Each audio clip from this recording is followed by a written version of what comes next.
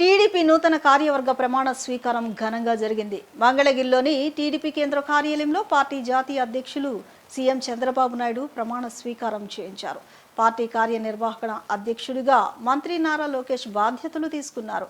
Polit bureau జాతీయ కమిటీలతో చంద్రబాబు ప్రమాణం చేయించారు. పాత కొత్త కలయికతో కమిటీలను పార్టీ అధినాయకత్వం ఏర్పాటు చేసింది. పార్టీ చరిత్రలో తొలిసారిగా మండల క్లస్టర్ స్థాయి నేతలకు పొలిట్ బ్యూరోలో చోటు కల్పించామని సీఎం చంద్రబాబు నాయుడు తెలిపారు. టీడీపీ నూతన కార్యవర్గ ప్రమాణ స్వీకారాన్ని పురస్కరించుకుని పార్టీ అధినేత చంద్రబాబు నాయుడు మాట్లాడుతూ ఎన్నో వడపోతులు వ్యూహాలతో నూతన కమిటీలను ఏర్పాటు చేశామన్నారు. సీనియర్లను గౌరవిస్తూ కొత్త వారికి అవకాశాలు ఇస్తూ కష్టపడిన వారికి చోటు కల్పిస్తూ కమిటీలను ఏర్పాటు చేశామని చంద్రబాబు నాయుడు చెప్పారు. తెలుగుదేశం కార్యకర్తలు ఎప్పుడూ మీసం మెలేస్తారని, ఎవరికి తలవంచరని స్పష్టం చేశారు. తెలుగు జాతి ఉన్నంత వరకు తెలుగుదేశం పార్టీ ఉంటుందని, కార్యకర్తే అధినేత అనేది నినాదంగా కాదని విధానంగా మార్చుకున్నామని పేర్కొన్నారు.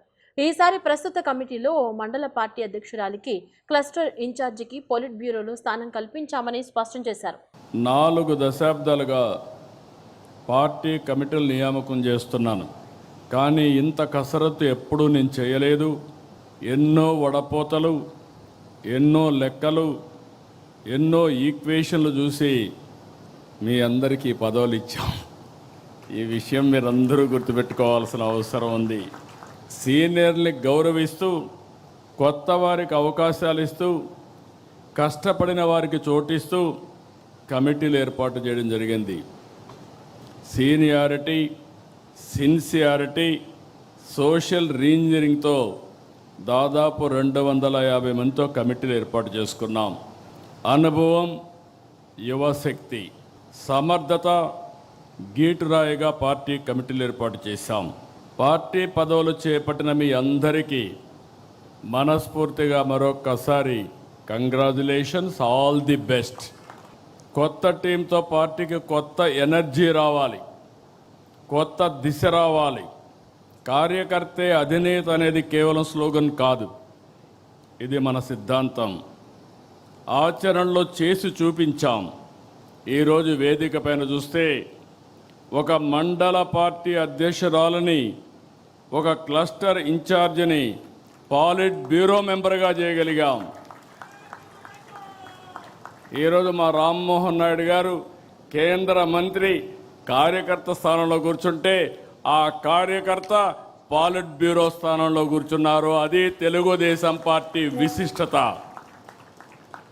దేశంలో వేరే పార్టీలో సాధ్యం కాదు. That is Telugu Desam. ఏదైతే చెప్పామో దాన్ని నిరూపించుకుంటున్నాం. పార్టీ ఆవిర్భావం నాడు ఎంత ఫ్రెష్ లుక్ ఉందో, అది 40 ఏళ్ళు వచ్చినా అదే ఫ్రెష్ లుక్ ఇప్పుడు కూడా కనిపిస్తుంది. దేశంలో తెలుగుదేశం పార్టీ ముందు పుట్టిన పార్టీలు ఉన్నాయి, తర్వాత పుట్టిన పార్టీలు ఉన్నాయి. అయితే ఇంత పటిష్టమైన నిర్మాణం, బలమైన క్యాడర్ కలిగిన ఏకైక పార్టీ తెలుగుదేశం పార్టీ, వేరే పార్టీ లేదు. ఒక్క ఓటమితోనే రాజకీయ పార్టీలు చాపజుట్టేస్తున్నాయి, కాలగర్భంలో కలిసిపోతున్నాయి. కానీ గెలిచినా ఓడినా ఎప్పుడూ సగర్వంగా ఎగిరే జెండా మన పసుపు జెండా. ప్రభుత్వ ప్రధాన కార్యదర్శి జి సాయి ప్రసాద్ కుమార్తె త్రిలోక్య పావని ప్రభాస్ల నిశ్చితార్థం కార్యక్రమం విజయవాడ నగరంలో సిఎస్ నివాసంలో ఘనంగా జరిగింది. ఈ కార్యక్రమానికి ముఖ్యమంత్రి చంద్రబాబు నాయుడు హాజరై కాబోయే నూతన వధూవరులను ఆశీర్వదించారు. సిఎస్ నివాసానికి పలువురు ఉన్నతాధికారులు, మంత్రులు హాజరయ్యారు. తెలుగుదేశం పార్టీలో మరో చారిత్రాత్మక ఘట్టం ఆవిష్కృతమైంది. పార్టీ జాతీయ కార్యనిర్వాహక అధ్యక్షుడిగా బాధ్యతలు చేపట్టిన మంత్రి నారా లోకేష్ కు పలువురు నేతలు కలిసి అభినందనలు తెలిపారు. పార్టీ కేంద్ర కార్యాలయంలో తన ఛాంబర్లో మంత్రి లోకేష్ కు మంత్రులు, ఎమ్మెల్యేలు, ఎంపీలు, ప్రజాప్రతినిధులు, వివిధ స్థాయి నాయకులు కలిసి శుభాకాంక్షలు చెప్పారు. కార్యనిర్వాహక అధ్యక్షుడిగా లోకేష్ పార్టీని మరింత బలోపేతం చేసి ముందుకు నడిపించాలని నేతలు ఆకాంక్షించారు. ఏపీలో 10వ తరగతి పరీక్షల ఫలితాలు రేపు విడుదల కానున్నాయి. ఈ మేరకు విద్యా, ఐటీ శాఖల మంత్రి నారా లోకేష్ ఎక్స్ ఖాతాలో పోస్ట్ చేశారు. ఈ నెల 31న గురువారం ఉదయం 11 గంటలకు ఫలితాలు విడుదలవుతాయని మంత్రి వెల్లడించారు. స్కూల్ లాగిన్ ద్వారా హెడ్ మాస్టర్లు నేరుగా మార్కుల మెమోను డౌన్లోడ్ చేసుకోవచ్చునని సూచించారు. విద్యార్థులు తమ ఫలితాలను results.bsc.ap.gov.in వెబ్సైట్లో చూసుకోవచ్చునని మంత్రి తెలిపారు. అలాగే మనమిత్ర వాట్సాప్ నెంబర్ 9552300009కి హాయ్ మెసేజ్ చేసి ఫలితాలను చూడవచ్చునన్నారు. లీప్ యాప్ ద్వారా కూడా విద్యార్థులు తమ రిజల్ట్స్ను తెలుసుకోవచ్చునని మంత్రి లోకేష్ వెల్లడించారు. సత్యనారాయణపురంలో గల శ్రీ శైవ మహాపీఠంలో శ్రీ బ్రహ్మరాంబ సమేత శ్రీ మల్లికార్జున స్వామివారి దేవస్థాన పునర్నిర్మాణ పనులకు తన సంపూర్ణ సహాయ సహకారాలుంటాయని సెంట్రల్ శాసనసభ్యులు బోండా ఉమామహేశ్వరరావు అన్నారు. ఈ ఆలయంలో చేపట్టిన పనులు నాణ్యతతో వేగంగా పూర్తి చేయాలని సంబంధిత అధికారులకు సూచించారు. 33వ డివిజన్ పరిధిలో సత్యనారాయణపురం జిఎస్ రాజు రోడ్లోని శ్రీ శైవ మహాపీఠంలో శ్రీ బ్రహ్మరాంబ సమేత శ్రీ మల్లికార్జున స్వామివారి దేవస్థాన పునర్ అభివృద్ధి కార్యక్రమం భక్తి శ్రద్ధల నడుమ అత్యంత వైభవంగా ప్రారంభమైంది. ఈ కార్యక్రమంలో సెంట్రల్ శాసనసభ్యులు బోండా ఉమామహేశ్వరరావు ముఖ్య అతిథిగా పాల్గొని శంకుస్థాపన చేసి అభివృద్ధి పనులను అధికారికంగా ప్రారంభించారు. కార్యక్రమం ప్రారంభానికి ముందు వేద పండితుల మంత్రోచ్చరణల మధ్య ప్రత్యేక పూజలు, హోమాలు నిర్వహించగా ఆలయ ప్రాంగణం అంతా ఆధ్యాత్మిక స్ఫూర్తితో నిండిపోయింది. పెద్ద సంఖ్యలో విచ్చేసిన భక్తులు స్వామివారిని దర్శించుకుని కార్యక్రమాన్ని విజయవంతం చేశారు. ఈ సందర్భంగా బోండా ఉమ మాట్లాడుతూ ఆలయ అభివృద్ధి కోసం సుమారు 19 లక్షల వ్యయంతో పనులు ప్రారంభించడం సంతోషకరమన్నారు. ఆలయాలు మన సంస్కృతి సాంప్రదాయాలకు ప్రతీకలని, వాటి అభివృద్ధి ద్వారా సమాజంలో ఆధ్యాత్మికతతో పాటు ఐక్యత కూడా పెరుగుతుందన్నారు. స్వామి ఆశీస్సులతో ప్రారంభమైన ఈ కార్యక్రమం విజయవంతంగా సాగాలని ఆకాంక్షిస్తూ భక్తులందరికీ శుభం కలగాలని కోరుకున్నారు. ఆలయ కమిటీ సభ్యులు, నిర్వాహకులు ఎంతో నిబద్ధతతో ఈ కార్యక్రమాన్ని నిర్వహించడం అభినందనీయమన్నారు.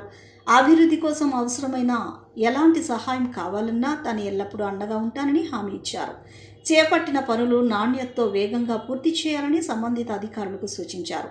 ఈ కార్యక్రమంలో ఆలయ కమిటీ సభ్యులు ముదిగొండ వీరభద్ర ఆరాధ్య, ఉపాధ్యక్షులు ఇవటూరి శివరామకృష్ణ కుమార్, కార్యదర్శి Tadikonda Ramanamurthy, Sripathi Panditaradhyula Rama, division TDP division incharge Garlapati Vijay Kumar తదితరులు పాల్గొన్నారు. సత్యనారాయణపురంలో ప్రసిద్ధ క్షేత్రమైన శైవ క్షేత్రంలో మరి ఇక్కడ స్థానిక పెద్దలు ఆలయ కమిటీ ఆధ్వర్యంలో 19 లక్షల రూపాయలు ఖర్చు పెట్టి ఆలయ గోపురాలు కానీ రెన్యువేషన్ వర్కులు కానీ ప్రారంభించారు. ఆ శివయ్య తండ్రి ఆశీస్సులతో వీరు ప్రారంభించినటువంటి ఈ కార్యక్రమం నిర్విఘ్నంగా ఎటువంటి ఇబ్బందులు లేకుండా జరగాలని కోరుకుంటా ఉన్నాం. అలాగే స్థానిక శాసనసభ్యుడిగా నన్ను ఈ కార్యక్రమానికి ఆహ్వానించారు. దానికి నేను వారికి చెప్పడం కూడా జరిగింది.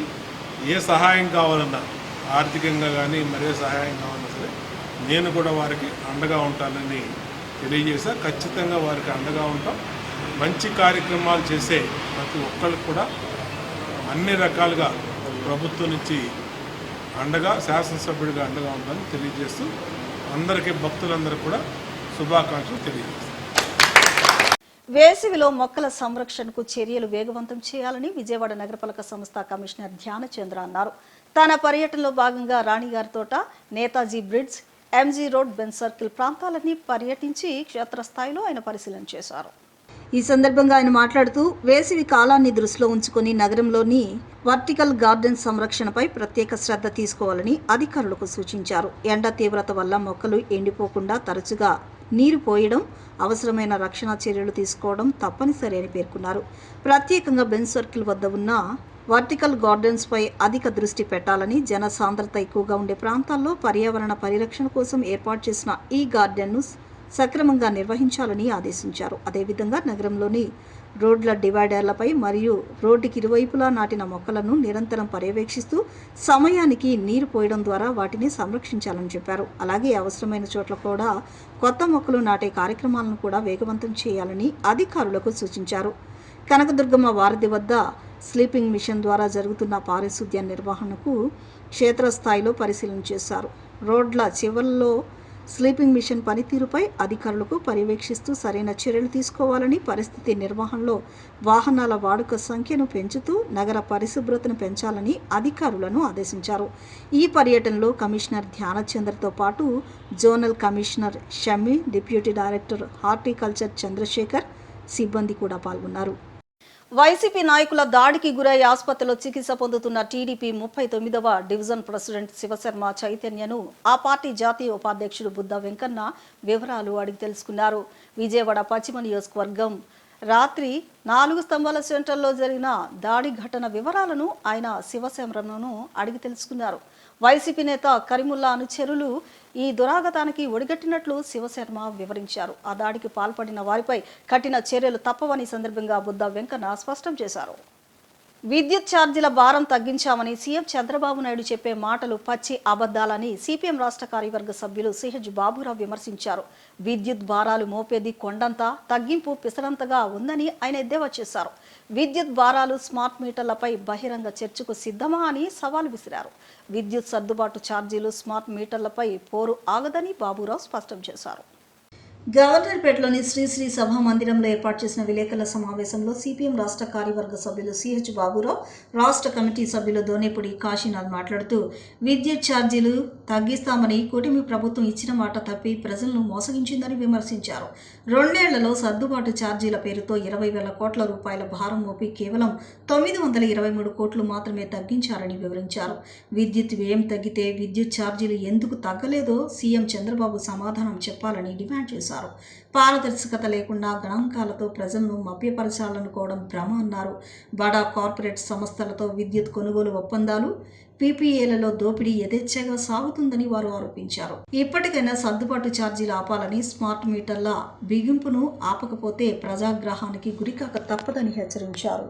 ఛార్జీల విషయంలో కూటమి ప్రభుత్వం మాట తప్పింది, మోసం చేసింది. మేనిఫెస్టోలో కానీ ఎన్నికల హామీలలో కానీ మేము కరెంటు ఛార్జీలు పెంచబోము, కరెంటు ఛార్జీలు తగ్గిస్తామని ముఖ్యమంత్రి చంద్రబాబు నాయుడు గారే కాదు కూటమి నేతలందరూ హామీ ఇచ్చారు. కానీ దాదాపుగా ఈ 2 సంవత్సరాల కాలంలో చూస్తే దగా చేశారు. పైపెచ్చు ముఖ్యమంత్రి గారు లాంటి బాధ్యత స్థానాల్లో ఉన్నటువంటి పెద్దలే అబద్ధాలు చెబుతూ ప్రజలని మభ్యపరుస్తూ ఉన్నారు.